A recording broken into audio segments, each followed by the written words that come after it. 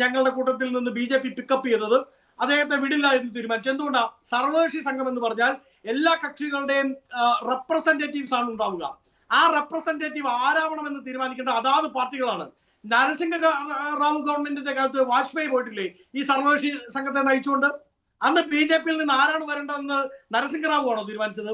രണ്ടാമത് അല്ല, അങ്ങനെയാണെങ്കിൽ ചോദ്യം, ഇദ്ദേഹത്തിന് ശശി തരൂരിന് എന്ത് അയോഗ്യതയാണുള്ളത്? ശശി തരൂരിനേക്കാൾ ഏത് കേമനാണുള്ളത് വിദേശ രാജ്യങ്ങളുമായി സംവദിക്കാൻ? പറയാമെന്നേ. ഗവൺമെന്റിന്റെ കാലത്ത് ഇതുപോലൊരു സർവകക്ഷി സംഘം വിദേശ രാജ്യങ്ങളിൽ പോയിട്ടില്ലേ? അന്ന് BJP-യിൽ നിന്ന് ആരാണ് വരേണ്ടതെന്ന് ഞങ്ങളാണോ തീരുമാനിച്ചത്? ആണോ? ഗവൺമെന്റ് ആണോ പറഞ്ഞത്? അല്ലല്ലോ. ശശി തരൂരിനെ മാത്രമല്ലല്ലോ BJP വിളിച്ചത്, സൽമാൻ ഖുർഷിദിനെ വിളിച്ചില്ലേ?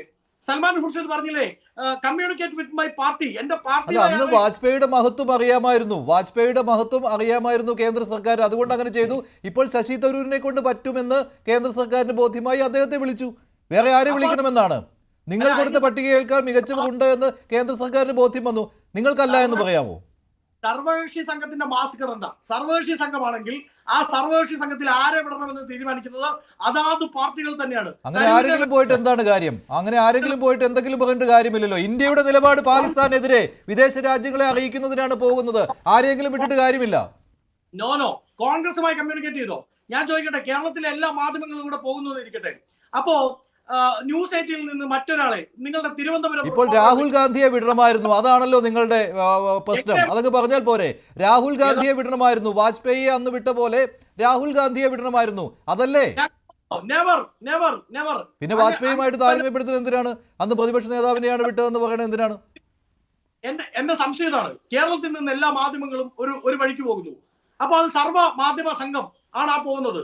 ന്യൂസ് 18 നിന്ന് ആര് പോകണമെന്ന് തീരുമാനിക്കേണ്ടത്? ഇത് അതുമായിട്ട് താരതമ്യപ്പെടുത്തുക എന്റെ വസന്ത, ചുമ്മാ പൊട്ടത്തരം പറയാതെ. ഇത് പാകിസ്ഥാന്റെ ഭീകരത അല്ല, രാജ്യത്തിന്റെ പ്രശ്നമാണ്. രാജ്യം നേരിടുന്ന ഏറ്റവും വലിയ പ്രശ്നം പാകിസ്ഥാന്റെ ഭീകരത ലോക രാജ്യങ്ങൾക്ക് മുന്നിൽ തുറന്നു കാട്ടുവാൻ വേണ്ടി ഒരു സംഘത്തെ അയക്കണമെന്ന് കേന്ദ്ര സർക്കാർ തീരുമാനിക്കുമ്പോൾ അതിന് കഴിവുള്ള ആളുകളെ തന്നെ നിയോഗിക്കും. അതിൽ ശശി തരൂരിനുള്ള അയോഗ്യത എന്താണ് എന്ന് പറയേണ്ടത് നിങ്ങളാണ്.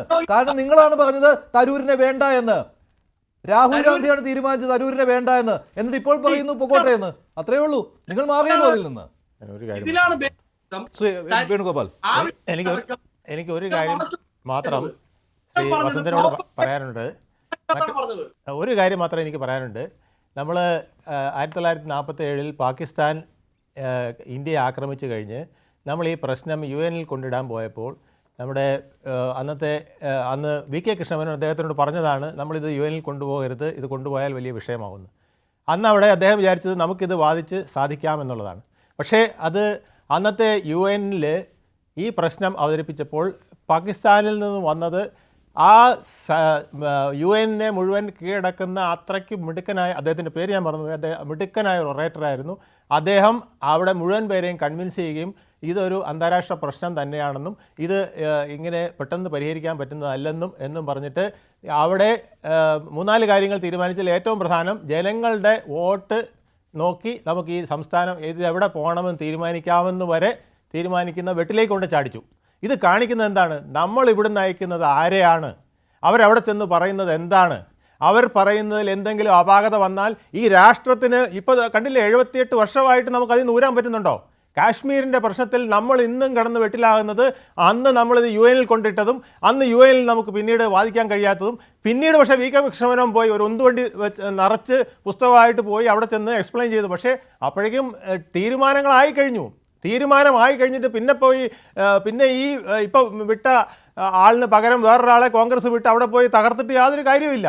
അപ്പോൾ ഇപ്പം തന്നെ നിങ്ങളുടെ ഏറ്റവും മികച്ച ആളിനെ വിടുക എന്നുള്ളത് നിങ്ങളുടെ മാത്രം ആവശ്യമല്ല, ഈ രാഷ്ട്രത്തിൻ്റെ ആവശ്യമാണ്. ഈ രാഷ്ട്രത്തിൻ്റെ ആവശ്യത്തിന് നിങ്ങൾ അങ്ങനെ ചെയ്യുന്നില്ലെങ്കിൽ അതിനെ തടുക്കുക എന്നുള്ളത് ഈ ഗവൺമെൻറ്റിൻ്റെ ബാധ്യതയാണ്. അല്ലെങ്കിൽ ഈ 140 കോടി ജനങ്ങളെയും ഇനി വരുന്ന 75-80 വർഷത്തേക്ക് നിങ്ങൾ വീണ്ടും വെള്ളത്തിലാക്കാനാണ് പോകുന്നതെന്ന് ദയവായി മനസ്സിലാക്കുക. ശരി, തരൂർ ക്ഷണം സ്വീകരിക്കുകയും ചെയ്തുവല്ലോ, അതോടുകൂടി നിങ്ങളുടെ വാദം പൊളിയുകയും ചെയ്തല്ലോ ശ്രീ വസന്ത്. അല്ല, ഞാൻ പറഞ്ഞല്ലോ ആ വിഷയത്തിൽ എന്താണ് കോൺഗ്രസിന്റെ പ്രശ്നം. X or Y എന്നുള്ളതല്ല ഞങ്ങളുടെ പ്രശ്നം. പ്രോപ്പർ വേ ഓഫ് കമ്മ്യൂണിക്കേഷൻ ഉണ്ടായില്ല. അതാണ് സൽമാൻ ഖുർഷിദ് പറഞ്ഞത്. ഖുർഷിദ് പറഞ്ഞു I am ready to come, സർക്കാർ വിളിക്കുമ്പോൾ രാജ്യം വിളിക്കുമ്പോൾ വരാൻ ഞാൻ തയ്യാറാണ്. പക്ഷെ അത് സർവകക്ഷി സംഘത്തിന്റെ ഭാഗമാണെങ്കിൽ please communicate with my party. അതായത് പാർട്ടി ഓൾ പാർട്ടി മീറ്റിംഗോ ഓൾ പാർട്ടി ഗ്യാതറിംഗോ ആണെങ്കിൽ അതിലേക്ക് പാർട്ടിയാണ് റെപ്രസെന്റേറ്റീവിനെ അയക്കേണ്ടത്. ഇനി നിങ്ങൾക്ക് എക്സ് എന്ന് പറയുന്ന ഒരാളെ വേണം എന്നുണ്ടെങ്കിൽ എന്തുകൊണ്ട് കോൺഗ്രസുമായി കമ്മ്യൂണിക്കേറ്റ് ചെയ്തില്ല? ചോദിച്ചോ, നിങ്ങളുടെ ലിസ്റ്റിൽ ഇന്നയാളെ ഞങ്ങൾക്ക് തന്നൂടെ, അല്ലെങ്കിൽ ഇന്നയാളെ ഞങ്ങൾ സജസ്റ്റ് ചെയ്തു എന്ന് പറഞ്ഞോ? ഇല്ല. കോൺഗ്രസിനോട് ഒരു ലിസ്റ്റ് ആവശ്യപ്പെടുക, ആ ലിസ്റ്റ് കൊടുക്കുന്നതിന് മുമ്പ് മറ്റുള്ളവരെ വിളിക്കുക. ഒരു ക്ലാരിഫിക്കേഷൻ. എനിക്കൊന്ന് ജയറാം രമേശിന്റെ ആ ട്വീറ്റ് വായിച്ചു കഴിഞ്ഞാൽ അദ്ദേഹം പറഞ്ഞു, വളരെ കൃത്യമായിട്ട് പറഞ്ഞു, ഗവൺമെന്റ് ഞങ്ങളുടെ അടുത്ത് നിന്ന് 4 MP-മാരുടെ പേര് സജസ്റ്റ് ചെയ്യാൻ പറഞ്ഞു. അതായത് രാവിലെ ഞങ്ങളുടെ അടുത്ത് 4 പേരുടെ പേര് തരണമെന്ന് കോൺഗ്രസിന്റെ അടുത്ത് ഗവൺമെന്റ് ഓഫ് ഇന്ത്യ ആവശ്യപ്പെട്ടു എന്ന് ജയറാം രമേശിന്റെ ട്വീറ്റ് ഉണ്ട്. ഞങ്ങൾ ഉച്ചയ്ക്ക് തന്നെ ആ 4 പേരുകൾ കൊടുത്തു. പക്ഷെ അടുത്ത ദിവസം to our surprise different names have come. So ഇത് പാർട്ടി എടുത്ത് ചോദിച്ചിട്ടില്ല എന്ന് പറയുന്നത് ശരിയല്ല. പാർട്ടി ചോദിച്ചിട്ടുണ്ട്. രണ്ടാമത്തെ കാര്യം, doctor Shashi Tharoor standing committee on external അഫയേഴ്സിന്റെ ചെയർമാൻ ആണ്. ആ ചെയർമാൻ സ്ഥാനം കൊടുത്തത് പാർട്ടി തന്നെയാണ്. അതായത് പാർട്ടിയാണ് ഡോക്ടർ ശശി തരൂരിനെ എക്സ്റ്റേണൽ അഫയേഴ്സിന്റെ സ്റ്റാൻഡിംഗ് കമ്മിറ്റിയുടെ ചെയർമാൻ ആക്കിയത്. അപ്പൊ എക്സ്റ്റേണൽ അഫയേഴ്സിന്റെ ഒരു വിഷയത്തിൽ ഇതുപോലെ രാജ്യത്തിൽ ഇത്രയും വലിയ ക്രൈസിസ് വരുമ്പം, വെളിയിലേക്ക് പോകുമ്പം, ആ ചെയർമാൻ എക്സ്റ്റേണൽ അഫയേഴ്സിന്റെ സ്റ്റാൻഡിംഗ് കമ്മിറ്റിയുടെ പേര് എങ്ങനെയാണ് അതിനകത്ത് ഒഴിവാക്കാൻ പറ്റുക? ഫോർഗെറ്റ് അബൌട്ട് അദ്ദേഹത്തിന്റെ പഴയ കാലങ്ങളെല്ലാം നമുക്ക് ഓർക്കാം. ഡിപ്ലോമാറ്റ് ആയിരുന്നു, UN 10-30 വർഷം ചെയ്തിട്ടുണ്ടായിരുന്നു, അണ്ടർ സെക്രട്ടറി ആയിരുന്നു, അദ്ദേഹം ധാരാളം പുസ്തകം എഴുതി, അതെല്ലാം മറന്നു നോക്കാം. കോൺഗ്രസ് പാർട്ടി നിയോഗിച്ച സ്റ്റാൻഡിംഗ് കമ്മിറ്റി ഓൺ എക്സ്റ്റേണൽ അഫയേഴ്സിന്റെ ചെയർമാൻ, ആ ചെയർമാന്റെ പേര് എങ്ങനെയാണ് എക്സ്റ്റേണൽ അഫയേഴ്സിന്റെ ഒരു വിഷയം വരുമ്പോൾ മിസ്സാവുന്നത് എന്നാണ് എന്റെ ഹംബിൾ സബ്മിഷൻ. ഉത്തരം പറയാമല്ലോ.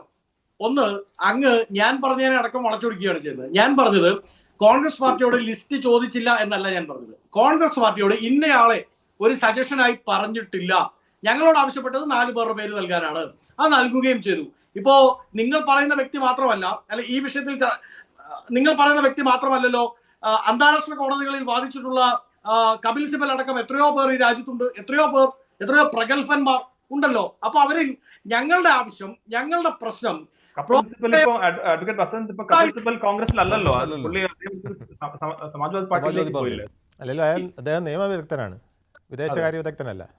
അപ്പോൾ നിങ്ങൾ MP-മാരുടെ ലിസ്റ്റ് കൊടുക്കാൻ പറഞ്ഞപ്പോൾ MP-മാരുടെ ലിസ്റ്റ് മാത്രമല്ല, നിങ്ങൾ കൊടുത്തതിൽ ആനന്ദ് ശർമ്മയുടെ പേരും ഉണ്ടായിരുന്നു, മുൻ കേന്ദ്രമന്ത്രി എന്ന രീതിയിൽ. അല്ല, വളരെ ക്ലിയർ ആണല്ലോ. ഞങ്ങൾ പറഞ്ഞത് തരൂരിനെ ആവശ്യപ്പെട്ടിട്ടില്ല കേന്ദ്ര സർക്കാർ.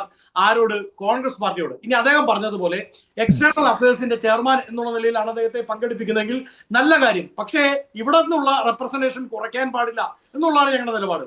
ഞങ്ങളോട് ആവശ്യപ്പെട്ടില്ല. സൽമാൻ ഖുർഷീദിനോട് പറഞ്ഞപ്പോഴും ശ്രീ ഖുർഷീദ് പറഞ്ഞ എന്താണ്? എന്നെ നിങ്ങൾ പിക്കപ്പ് ചെയ്യുകയാണെങ്കിൽ എന്റെ പാർട്ടിയുടെ റെപ്രസെന്റേറ്റീവ് ആയിട്ടാണ് എന്നെ വിളിക്കുന്നതെങ്കിൽ അത് പാർട്ടിയുമായി കമ്മ്യൂണിക്കേറ്റ് ചെയ്യണം. അത് വളരെ ഡീസന്റ് ഡീലാണ്, ഡീസന്റ് ഡിമാൻഡാണ്. അത് പറയുക തന്നെ ചെയ്യും. അത് പറഞ്ഞതിന്റെ പേരിൽ ഞങ്ങളെ രാജ്യദ്രോഹി ചാപ്പ കുത്താനാണ് ശ്രമമെങ്കിൽ ആ ചാപ്പ തൽക്കാലം. അതായത് എന്തായാലും ശശി തരൂർ ഏറ്റവും ഒടുവിൽ നടത്തിയ പ്രതികരണത്തിലും എന്തായാലും BJP-യിലേക്ക് പോകാനൊന്നും അദ്ദേഹം തയ്യാറല്ല എന്ന് പറയുന്നുണ്ട്. പക്ഷേ അതേ സമയത്ത് തന്നെ രാജ്യത്തിന് വേണ്ടി എന്ത് സേവനത്തിനും ഞാൻ തയ്യാറാണ്, അതായത് സർക്കാർ നൽകുന്ന പദവികൾ അത് വേണ്ടെന്ന് വെക്കുകയില്ല എന്നാണ് അദ്ദേഹം പറയുന്നത്. പക്ഷേ ഇപ്പോഴും കോൺഗ്രസ് പറയുന്നത് കോൺഗ്രസിനോട് ആലോചിക്കാതെ കേന്ദ്ര സർക്കാർ എന്തോ വലിയൊരു അപരാധം ചെയ്തു എന്നാണ്. അല്ല, നോക്കൂ, ഇവിടെ ഈ കോൺഗ്രസിന്റെ ഒരു സെൻസ് ഓഫ് എൻടൈറ്റിൽമെന്റ് ഉണ്ട്. എൻ്റെ MP-യെ വിട്ടുകിട്ടണമെങ്കിൽ അത് രാജ്യത്തിന്റെ കോസിനാണെങ്കിലും എൻ്റെ ഇൻഡാസ് വേണം, എൻ്റെ അപ്രൂവൽ വേണം എന്ന രീതിയിൽ അനാവശ്യമായിട്ടുള്ള ഒരു പിടിവാശി, ഒരു സെൻസ് ഓഫ് എൻടൈറ്റിൽമെന്റ് ഇവിടെ കോൺഗ്രസ് പ്രദർശിപ്പിക്കുന്നുണ്ട് എന്നുള്ളത് പ്രധാനമാണ്. ഒരേ രീതിയിൽ തന്നെയാണ് കേന്ദ്ര സർക്കാരിന് ആവശ്യമുള്ള MP-മാരെ അവർ ഹാൻഡ് പിക്ക് ചെയ്തിരിക്കുന്നത്. അതിൽ നിങ്ങൾ നോമിനേറ്റ് ചെയ്യാൻ പറയുന്നുണ്ട്, നോമിനേറ്റ് ചെയ്തിരിക്കുന്ന എല്ലാ ആൾക്കാരെയും അതേപോലെ ഉൾപ്പെടുത്തുകയായിരുന്നില്ല ചെയ്തത്. മഞ്ജുഷ്, ഒന്ന് ശ്രദ്ധിച്ചാൽ മതി, ഈ പ്രശ്നം കോൺഗ്രസിന് മാത്രമേ ഉള്ളൂ. ഇന്ത്യയിലെ വിവിധ വ്യത്യസ്തമായിട്ടുള്ള ഇന്ത്യ മുന്നണിയിൽ നിന്നുള്ള അല്ലെങ്കിൽ മറ്റ് പാർട്ടികളിൽ നിന്നുള്ള ആൾക്കാരെ ഒക്കെ തന്നെ ഈ ഡെലിഗേഷന്റെ പാർട്ടായിട്ട് എടുത്തിട്ടുണ്ട്. അതിൽ തന്നെ ശശി തരൂരിനെ മാത്രമല്ല, സുപ്രിയ സുലെയെ പോലെയുള്ള മറ്റ് നേതാക്കന്മാരെയും ചില സംഘങ്ങളെ ലീഡ് ചെയ്യാനായിട്ട് വിളിച്ചിട്ടുണ്ട്. ഈ ആൾക്കാർക്കൊന്നും, അവരുടെ പാർട്ടികൾക്കൊന്നും ഈ പ്രശ്നമില്ലെന്നേ. ഈ ഒരൊറ്റ പ്രശ്നം, ഈ ഒരു സെൻസ് ഓഫ് എൻടൈറ്റിൽമെന്റ് ഉള്ള ഒരേ ഒരു പാർട്ടി കോൺഗ്രസ് പാർട്ടിയാണ്. ഞങ്ങളോട് ചോദിച്ചില്ല, ഞങ്ങൾ കൊടുത്ത പേരല്ല കൊടുത്തിരിക്കുന്നത് എന്നൊക്കെ പറഞ്ഞിട്ട് ഇതിൽ ഓരോ പേരും സെലക്ട് ചെയ്യുന്നതിന് കൃത്യമായിട്ടുള്ള കാരണങ്ങളുണ്ട്. ഇപ്പൊ മനീഷ് തിവാരി, അദ്ദേഹം ഇട്ടിരിക്കുന്ന പോസ്റ്റ് എന്താണ്? ആക്രമണം എന്ന് പറയുന്ന സിനിമയിലെ ഒരു പാട്ട് അദ്ദേഹം ട്വിറ്ററിൽ പോസ്റ്റ് ചെയ്തിരിക്കുകയാണ്. അതിന്റെ അർത്ഥം എന്താ? അദ്ദേഹം പോകുമെന്നാണ്. ഈ കോൺഗ്രസ് എന്ത് പറഞ്ഞാലും ഈ ഡെലിഗേഷന്റെ ഭാഗമായിട്ട് അദ്ദേഹം പോകും എന്നുള്ള അദ്ദേഹത്തിന്റെ സമ്മതമായിട്ട് ഇതിനോടകം തന്നെ അത് വ്യാഖ്യാനിക്കപ്പെടുന്നുണ്ട്. ഞാൻ പറഞ്ഞത് it's A call of duty, അല്ലേ? രാജ്യത്തിന്റെ ഒരു ആവശ്യത്തിന് വേണ്ടിയിട്ടുള്ള it's A call of duty. അതിന് ഞങ്ങളുടെ ഹെഡ്ക്വാർട്ടേഴ്സിൽ നിന്ന് ഞങ്ങളുടെ ഇൻഡാസ് കിട്ടിയില്ല, ഞങ്ങൾ കൊടുത്തില്ല, ഞങ്ങളോട് ചോദിച്ചില്ല എന്ന് എന്തിനാ പറയുന്നേ? അവിടെ പറയേണ്ടത് എന്താ? കോൺഗ്രസ് നോക്കൂ, ഞങ്ങളുടെ എം പിയെ ഇവിടെ ആവശ്യപ്പെട്ടിരിക്കുന്നു, അദ്ദേഹത്തിനെ സെലക്ട് ചെയ്തിരിക്കുന്നു, ഞങ്ങൾക്ക് സന്തോഷം എന്ന് പറഞ്ഞൊരു നാഷണൽ കോസിനൊപ്പം നിൽക്കുന്നതിന് അസദുദ്ദീൻ ഒവൈസിക്ക് പ്രശ്നമില്ല, സുപ്രിയ സുലെയ്ക്ക് പ്രശ്നമില്ല, ഒരാൾക്കാർക്കും പ്രശ്നമില്ലെന്നേ. അഖിലേഷ് യാദവിന് പ്രശ്നമില്ല, ആർക്കുമില്ല അവരുടെ പാർട്ടിയിൽ നിന്ന് ആൾക്കാരെ കൊടുക്കുന്നതിന്. പിന്നെ ഈ പണ്ട് PV നരസിംഹറാവു വാജ്പേയിയെ കൊണ്ടുപോയത് ചോദിച്ചു. തൃണമൂല് കൊടുക്കുന്നില്ല. തൃണമൂലിന്റെ കാര്യം നമുക്കറിയാലോ. തൃണമൂല് ഇവരും തന്നെയാണല്ലോ ഈ രീതിയിൽ പെരുമാറുന്നത്. ബാക്കി ഞാൻ പറഞ്ഞത് അക്കൗണ്ടബിലിറ്റി ഉള്ള രാഷ്ട്രീയ പാർട്ടികളാണ്. അവരെല്ലാം ഈ പ്രതിപക്ഷ സഖ്യത്തിലുള്ള ആൾക്കാർ തന്നെയാണ്. പക്ഷെ അവർക്കെല്ലാം ഈ അക്കൗണ്ടബിലിറ്റി ഉണ്ട്. DMK ഉണ്ടല്ലോ എന്നേ, അല്ലേ? കനിമൊഴി ഉണ്ടല്ലോ. കനിമൊഴി ഇതിലെ ഒരു ഗ്യാങ്ങിനെ ലീഡ് ചെയ്യുന്നതിന് വേണ്ടിയിട്ട് കനിമൊഴിയെ വിടുന്നില്ലേ? അപ്പൊ ഞാൻ പറയുന്നത്, ഇവിടെ ശ്രീ വസന്ത് തന്നെ പറഞ്ഞ ഒരു കാര്യമുണ്ട്.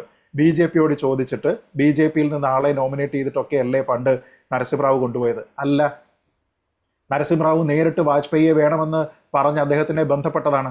അന്നുണ്ടായിരുന്ന ഡെലഗേഷനിലുള്ള ഓരോ ആളിനോടും അങ്ങനെയാണ് പറഞ്ഞത്. 1994 മാർച്ച് 31 ഇന്ത്യ ടുഡേ റിപ്പോർട്ട് ചെയ്തിരിക്കുന്ന 2 ലൈൻ വായിക്കാം.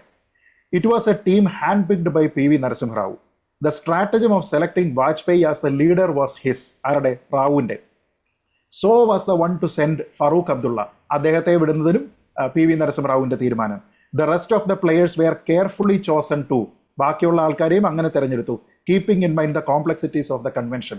അങ്ങനെയാണ് സെലക്ട് ചെയ്തിരിക്കുന്നത്. എന്ന് പറഞ്ഞാൽ നമ്മൾ ഈ ഹോഴ്സസ് ഫോർ കോഴ്സസ് എന്ന് പറയുന്നത് പോലെ എൻ്റെ ബെസ്റ്റ് ആൾക്കാർ ആരൊക്കെയാണ്? അപ്പോൾ അതിൽ നമ്മൾ ജെൻഡർ ബാലൻസ് ചെയ്യുന്നുണ്ടാകും, നമ്മളതിൽ വിവിധ രാഷ്ട്രീയ പാർട്ടികളിൽ നിന്നുള്ള ആൾക്കാരെ എടുക്കുന്നുണ്ടാകും. പക്ഷെ ഓരോന്നിൽ നിന്നുമുള്ള ദ ബെസ്റ്റ് എന്ന് തോന്നുന്ന ആൾക്കാരെ ഹാൻഡ് പിക്ക് ചെയ്യുകയാണ്. അപ്പോൾ ആ കാര്യത്തിൽ കോൺഗ്രസിനൊക്കെ പ്രശ്നം എന്താണെന്ന് എനിക്ക് മനസ്സിലാവാതെ. ഞാൻ പറഞ്ഞത്, ഈ പാർട്ടിയുടെ പേരെന്താ? ഇന്ത്യൻ നാഷണൽ കോൺഗ്രസ് പാർട്ടി എന്നല്ലേ? ആ ഇന്ത്യ എന്ന് പറയുന്ന വികാരം എന്താണെന്നോ, നാഷണൽ എന്ന് പറയുമ്പോൾ അതിലെ ദേശീയത എന്താണെന്നൊക്കെ കോൺഗ്രസിന് എന്തിനാണ് മറ്റുള്ളവർ ക്ലാസ് എടുത്ത് കൊടുക്കേണ്ടി വരുന്നത്? എന്തിനാ? ശശി തരൂരിനെ ചോദിച്ചില്ല എന്നൊക്കെ പറഞ്ഞു. അല്ല, ഒരു കാര്യം കൂടി പറയാം. ഒരു കാര്യം കൂടി ചോദിക്കാം. വസന്ത് അതിനോട് ചേർന്ന് മറുപടി പറയട്ടെ. ഇന്ന് പവൻ ഖേരയുടെ ഒരു സ്റ്റേറ്റ്മെന്റ് ഉണ്ടായിരുന്നു. What is the relationship between external affairs minister and Pakistan due to which he informed them beforehand എന്നാണ് പറയുന്നത്. നേരത്തെ പറഞ്ഞു. ഞാൻ ചോദിക്കുന്നത്, ഈ എസ്പിയണാജ്, ചാരപ്രവർത്തനം നേരത്തെ ലീക്ക് ചെയ്ത് കൊടുത്തു എന്നൊക്കെ കോൺഗ്രസ് ആരോപിക്കുന്ന ആരോപണം എവിടെ നിന്നാണ് വരുന്നത്? എന്ത് സ്റ്റേറ്റ്മെന്റിലാ? ഇവിടെ ആരാ പറഞ്ഞത് മുംബൈ കൊടുത്തു എന്ന്? ആരെന്ത് പറഞ്ഞതിന്റെ പേരിലാണ് കോൺഗ്രസ് ഈ പറയുന്നതെന്ന് എനിക്കൊന്ന് അറിഞ്ഞാൽ. 2 കാര്യം. ഒന്ന്, വാജ്പേയിയെ ഹാൻഡ് പിക്ക് ചെയ്തു എന്ന് പറയുമ്പോൾ വാജ്പേയിയുടെ പേര് അല്ലെങ്കിൽ BJPയോട് ആവശ്യപ്പെട്ടിട്ട്, അല്ലെങ്കിൽ അന്നത്തെ പ്രതിപക്ഷത്തോട് ആവശ്യപ്പെട്ടിട്ട് അവർ കൊടുത്ത ലിസ്റ്റിനെ വെട്ടിത്തിരുത്തി പുതിയ ആൾക്കാരെ തിരികെ കയറ്റുകയല്ലായിരുന്നു അന്നത്തെ സർക്കാരുകൾ ചെയ്തിരുന്നത്. അത് UPS അല്ല, PV നരസിംഹറാവു ഹാൻഡ് പിക്ക് ചെയ്ത ആൾക്കാരെ മാത്രമാണ് എടുത്തത്. ആണ് ഞാൻ പറഞ്ഞ 1994 ഇന്ത്യ ടുഡേ റിപ്പോർട്ടാണ്. താങ്കൾ എന്തിനെ കോട്ട് ചെയ്തിട്ടില്ല? അല്ല, ഞാൻ ചോദിക്കുന്നത് ലിസ്റ്റ് ഒന്നുമില്ല ചോദിച്ചിട്ടില്ല. അദ്ദേഹം ഹാൻഡ്, ഞാൻ പറയട്ടെ, ഇപ്പോ സൽമാൻ ഖുർഷിദിനെ എന്തിനാ BJP എടുത്തറിയോ?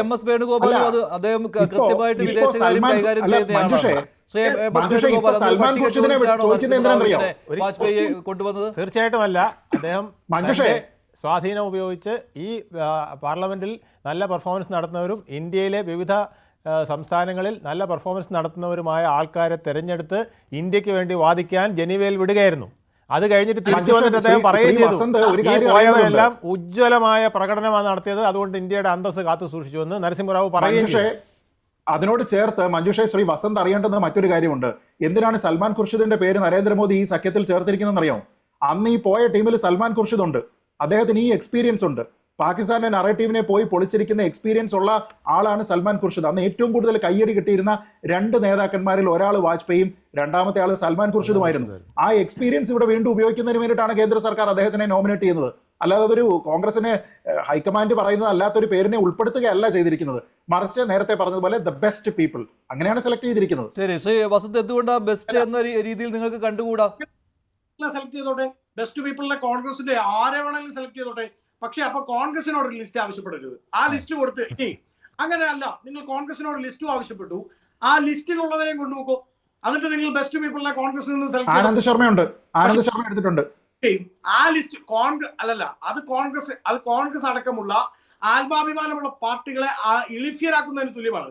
ഞങ്ങളെ വിളിച്ചൊരു ലിസ്റ്റ് ആവശ്യപ്പെടുക, എന്നിട്ട് ആ ലിസ്റ്റ് വെട്ടിയിട്ട് പിറ്റേ ദിവസം വരുന്ന ലിസ്റ്റിൽ ഞങ്ങളിൽ നിന്ന് സെലക്ട് ചെയ്ത വേറെ കുറെ പേരെ മുമ്പോട്ട് വെക്കുക. പ്രശ്നം വേറെ കുറെ പേരാണോ? അല്ല, പറയട്ടെ, അങ്ങ് പറഞ്ഞപ്പോ ഞാൻ ഇടപെട്ടില്ലല്ലോ. വേറെ കുറെ പേര് പറഞ്ഞോണ്ട് ചോദിച്ചാ. ഞാൻ സംസാരിക്കുന്നത് തന്നെയാണ്. എന്റെ തന്നെ ടെക്നിക്കൽ പ്രശ്നം കാരണം ഞാൻ പറയുന്നത് കേൾക്കാൻ പറ്റില്ല. അതുകൊണ്ടാണ്. നോക്കൂ, നിങ്ങൾ ഹുർഷിദിനെയും തരൂരിനെയും വേണ്ടി വന്നാൽ രാഹുൽ ഗാന്ധിയെയും ആരെ വേണമെങ്കിലും കൊണ്ടുപോകോ. പക്ഷെ കോൺഗ്രസിനോട് ഔദ്യോഗികമായി കോൺഗ്രസ് പാർട്ടിയുടെ ലിസ്റ്റ് ആവശ്യപ്പെട്ടിട്ട് ആ ലിസ്റ്റ് ഞങ്ങൾ തന്ന ശേഷം അതിനെ വെട്ടിത്തിരുത്തുക എന്ന് പറയുന്നത് ഞങ്ങളെ സംബന്ധിച്ച് ആത്മാഭിമാനത്തിന് വ്രണമേൽപ്പിക്കുന്നതിന് തുല്യമാണ്. അത് ചോദ്യം ചെയ്യും, പറയും, ഇനിയും പറഞ്ഞുകൊണ്ടിരിക്കും. പിന്നീട് രണ്ടാമത് ഈ ചർച്ചയിൽ അദ്ദേഹത്തിന് രഘുനാഥ് അദ്ദേഹം പറഞ്ഞ എന്താണ്, ചൈനീസ് കമ്മ്യൂണിസ്റ്റ് പാർട്ടിയുമായി ഇന്ത്യൻ നാഷണൽ കോൺഗ്രസ് എന്തോ എഗ്രിമെന്റിൽ ഏർപ്പെട്ടു. വാട്സപ്പ് യൂണിവേഴ്സിറ്റിയിലും വാട്സപ്പിലും വരുന്ന സാധനങ്ങളുമായി ചർച്ചയ്ക്ക് വരുന്നത് എന്ത് അടിസ്ഥാനത്തിന് പുറത്താണ് അങ്ങനെ ഒരു സകലമാന നാഷണൽ ന്യൂസിലും അന്ന് മുതൽ ഇന്ന് വരെ ഇപ്പോഴും ഉണ്ട് എന്ന് മാത്രമല്ല, ഇതേ ചോദ്യം നമ്മുടെ മിനിസ്റ്റേഴ്സ് വരെ ഇപ്പോഴും ഉന്നയിച്ചുകൊണ്ടിരിക്കുന്നുണ്ട്, എന്താണെന്ന് ഒപ്പിട്ടെന്നുള്ളത്. അത് രാജ്യദ്രോഹമാണ്. നിങ്ങളുടെ പാർട്ടിയല്ല ഭരിക്കുന്ന BJP. ഞങ്ങളുടെ പാർട്ടിയല്ല, പറ്റുമോ? അല്ലല്ല, ഞങ്ങളുടെ പാർട്ടി ഒന്നും അല്ല. അത് അന്ന് ഒപ്പിട്ടിട്ടുണ്ട്. അത് ചൈനയുടെയും രാഹുൽ ഗാന്ധിക്കും സോണിയാഗാന്ധിക്കും മാത്രം അറിയാവുന്ന ഒരു രഹസ്യമാണെന്നുള്ളത്. എങ്ങനെ വാട്സപ്പ് യൂണിവേഴ്സിറ്റിയിൽ വരുന്നതേ വാട്സപ്പ് യൂണിവേഴ്സിറ്റി അല്ല മാഷേ, നിങ്ങൾ പത്രം കൂടെ വല്ലപ്പോഴും ഒന്ന് വായിക്കൂ. അത് വാട്സപ്പ് അല്ല, അത് വാട്സപ്പ് അല്ല, അത് വാട്സപ്പ് അല്ല, അത് വാട്സപ്പ് അല്ല, പേപ്പറിലുണ്ട്. അത് വാട്സപ്പ് അല്ല. അല്ല, ഏത് റിപ്പോർട്ട് അദ്ദേഹത്തിന് കയ്യിലുള്ളത്? അത് വാട്സപ്പ് അല്ല. ഓഗസ്റ്റ് 2008 ആണ്. ഓഗസ്റ്റ് 2008. അദ്ദേഹം പറയട്ടെ, ഏത് റിപ്പോർട്ട് അദ്ദേഹത്തിന് കയ്യിലുള്ളത്? പാർട്ടി ടു പാർട്ടി അണ്ടർസ്റ്റാൻഡിംഗ് എന്നാണ് കോൺഗ്രസ് എന്ന് പറഞ്ഞത്. It is a party to party understanding എന്നാണ് കോൺഗ്രസ് എന്ന് പറഞ്ഞിരുന്നത്. ഇന്ത്യൻ ഗവൺമെന്റ് ഉൾപ്പെടാത്ത പാർട്ടി ടു പാർട്ടി അണ്ടർസ്റ്റാൻഡിംഗ് എന്ന് കോൺഗ്രസ് ഡിസ്ക്രൈബ് ചെയ്തതാണ് അതിനെ. ഒരു MOU സൈൻ ചെയ്ത കോൺഗ്രസിന്റെ വൈസ് പ്രസിഡന്റ് ആണ്. കോൺഗ്രസിന്റെ വൈസ് പ്രസിഡന്റ് രാഹുൽ ഗാന്ധി, ഒരു MP പോലും അല്ല. അദ്ദേഹം പറഞ്ഞത് രാഹുൽ ഗാന്ധി ചൈനീസ് കമ്മ്യൂണിസ്റ്റ് പാർട്ടിയുമായി രാജ്യവിരുദ്ധമായ എഗ്രിമെന്റിൽ ഏർപ്പെട്ടു എന്നാണ് അദ്ദേഹം പറഞ്ഞത്. മെമ്മോറാണ്ടം ഓഫ് അണ്ടർസ്റ്റാൻഡിംഗ് MOU ആണ്. അതിനെ കുറിച്ചാണ് പറഞ്ഞത് ശ്രീ വസന്ത് തെങ്ങുംപള്ളി. ശരി, ഞാൻ ചർച്ച